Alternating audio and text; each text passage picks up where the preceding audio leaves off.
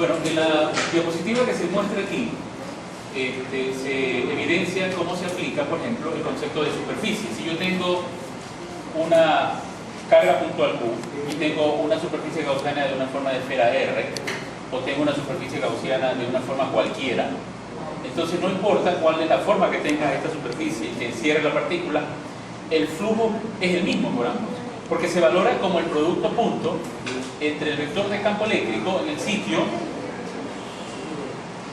que se multiplica por el elemento de área. Entonces, si estos dos vectores no están alineados, no son colineales, pues se encuentra el producto punto, y distinguiendo obviamente el ángulo fijo, como se muestra aquí con más detalle, ¿no? Es decir, yo puedo hacer E punto A o puede ser A punto E, al revés, porque el producto punto es conmutativo. Entonces aquí, por ejemplo, ven proyectado el campo sobre el vector, acá ven proyectado el área. Es decir, cualquiera de las dos formas, de tal forma que esos vectores sean siempre colineales, el flujo va a ser siempre ese producto punto. Y muestro este símbolo de círculo cerrado para decir que tengo una superficie que encierra la carga. Y la otra manera es valorar cuánta carga hay encerrada para el medio. Avancemos. Aquí. Entonces, si yo tengo una superficie como esta, gaussiana, que no encierra ninguna carga, nótese que en la figura es para representar que hay una determinada cantidad de líneas que penetran y que también salen. Las que entran salen. ¿Cuál será el flujo neto del número de líneas sobre esa superficie cerrada? Cero. Porque la cantidad de líneas que penetran salen. No hay carga encerrada. Entonces, no hay flujo neto sobre la superficie mostrada en la figura.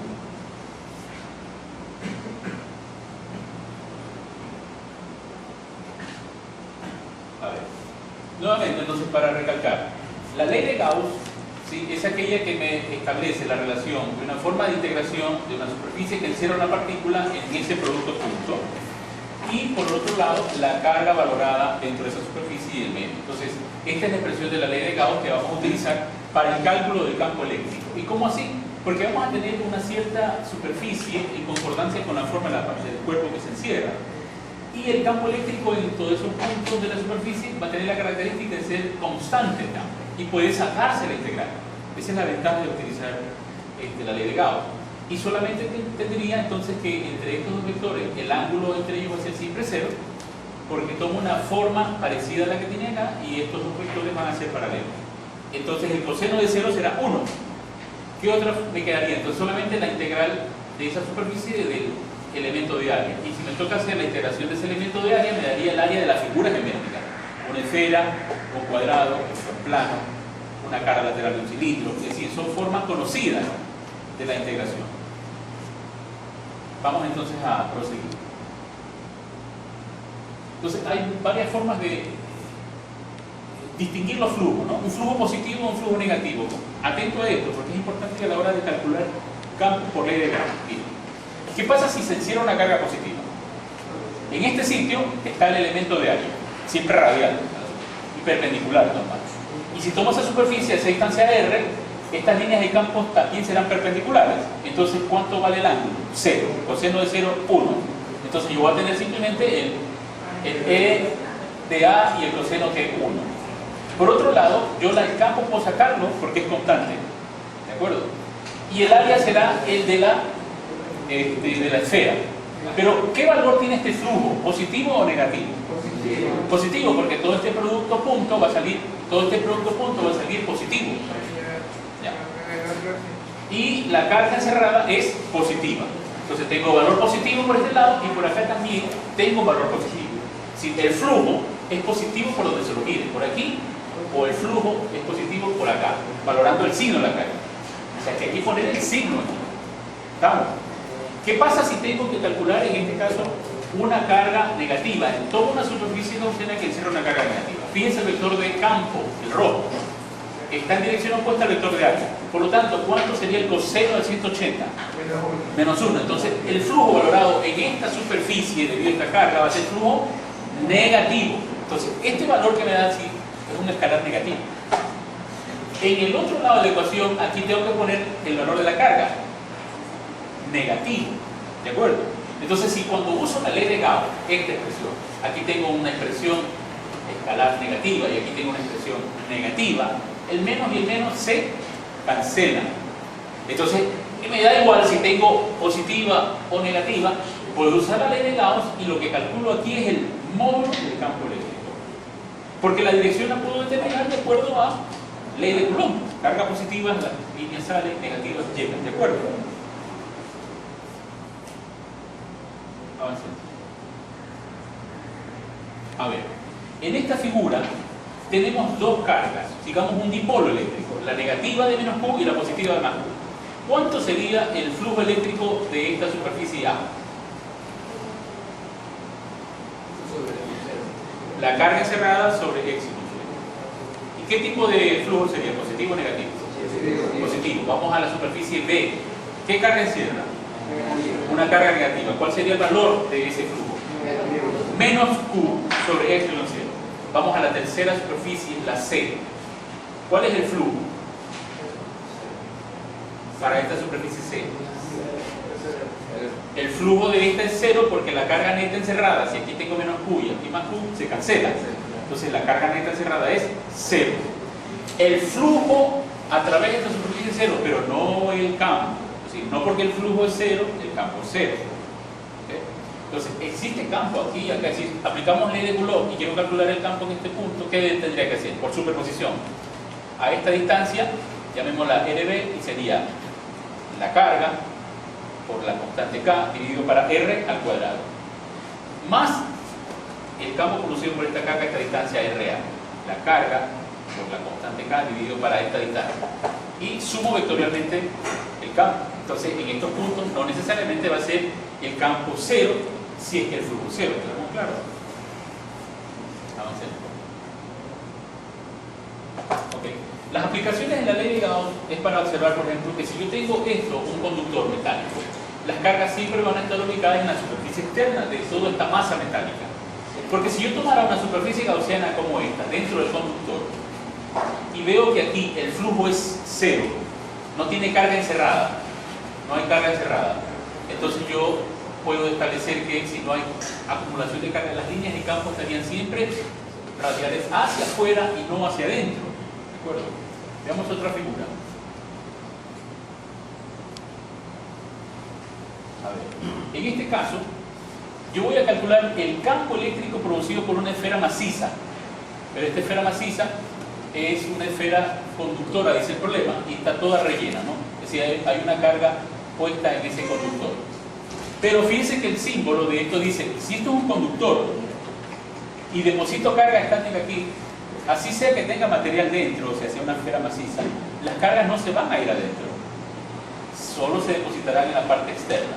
Entonces, si yo tomo una gaussiana aquí, muestro que el campo eléctrico adentro es 0 y lo grafico desde 0 hasta la superficie, no hay campo. Una vez que esté en la superficie y yo tomo esta gaussiana de radio R mayor que R mayúscula, yo tendría ya una carga encerrada. ¿Cuánto valdría la carga encerrada? Toda la carga repartida aquí, Q. Digamos que Q es la carga. Entonces, esa carga, dividido para la distancia R al cuadrado y la constante K, me dice que el campo va disminuyendo en forma de 1R cuadrado. Si a medida que nos alejamos, la intensidad del campo eléctrico, que está por esta expresión, decae. Como si se tratase de esto de una carga puntual, en la forma de cálculo del campo en una carga puntual. Avancemos. A ver, ¿cómo vamos a determinar en cambio el campo debido a una línea infinita de carga acumulada en un conductor? Si hay una carga distribuida uniformemente, yo tomo una superficie gaussiana, ya no tomaré una esfera, sino en este caso una superficie cilíndrica. Y vamos a determinar aquí cómo aplico la ley de Gauss para valorar el campo eléctrico. ¿Cuál va a ser la idea? Que yo determine aquí la contribución de los flujos en tres caras que tiene el cilindro. Una es esta, la del círculo, otra es la del otro círculo y la tercera es la lateral.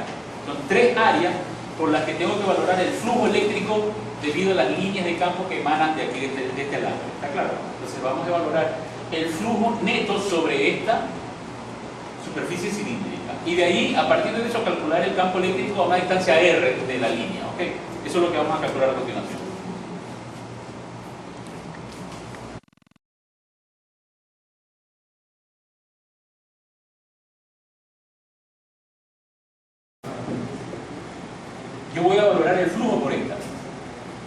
Como estas líneas del campo, ¿qué dirección tienen? Siempre radiales, ¿no? Desde adelante. ¿Cómo van estos dirigido el campo eléctrico en esta cara? Tangente a la cara. Y entre estos dos vectores van a estar perpendiculares. Por lo tanto, cuando me toque valorar el flujo en esto, diré que el flujo es nulo, porque el coseno de 90 grados será 0. Entonces, cuando yo aplique integral de E punto de A y valore que esto es igual a la cara encerrada sobre épsilon, estoy aplicando ley de Gauss. Entonces, fíjense cómo se resuelve. Esto tiene tres términos. Escribo una y ya no le pongo círculo cerrado, que va a ser el del primer círculo, el círculo 1 le voy a llamar. En esa cara, esto va a ser el campo, el elemento de área y el coseno del ángulo. Porque este es el ángulo que existe entre estos dos elementos. Y esto va a ser 0. Entonces, no contribuye. ¿Cuál es el siguiente elemento? Vamos a tener la misma situación en la otra cara. Esos vectores que van a tener en el círculo 2, vamos a tener el campo de A y el ángulo que también es 90 grados. Tampoco contribuyen para la segunda cara. Y me queda la tercera cara, que sería la parte lateral. Entonces, esa parte lateral allí sí voy a tener que el vector de área que yo tome ahí va a ser también colineal con el campo. Es decir, el ángulo será ¿cuánto? 0 grados. Entonces, esta última integración que me corresponde a la parte de la, vamos a llamar el área de la pared, ¿cierto?, del cilindro, va a ser igual la intensidad del campo, el valor del área y el coseno de 0 grados. Entonces, todo esto suma a este lado izquierdo de la expresión. Pero ya no le pongo círculos cerrados porque son por cada cara que estoy encontrando. Entonces, esto es igual a ¿qué? A la carga que encierra. Entonces, si yo tengo una densidad, suponga que tenga aquí una distribución linealmente distribuida a lo largo del cilindro, y eso lo llaman lambda, la carga por unidad de longitud. Entonces, esto será la carga que tenga por unidad de longitud. ¿De acuerdo? Entonces, ¿cuánto será la carga encerrada? Lambda por L. Entonces escribo lambda por L dividido para épsilon.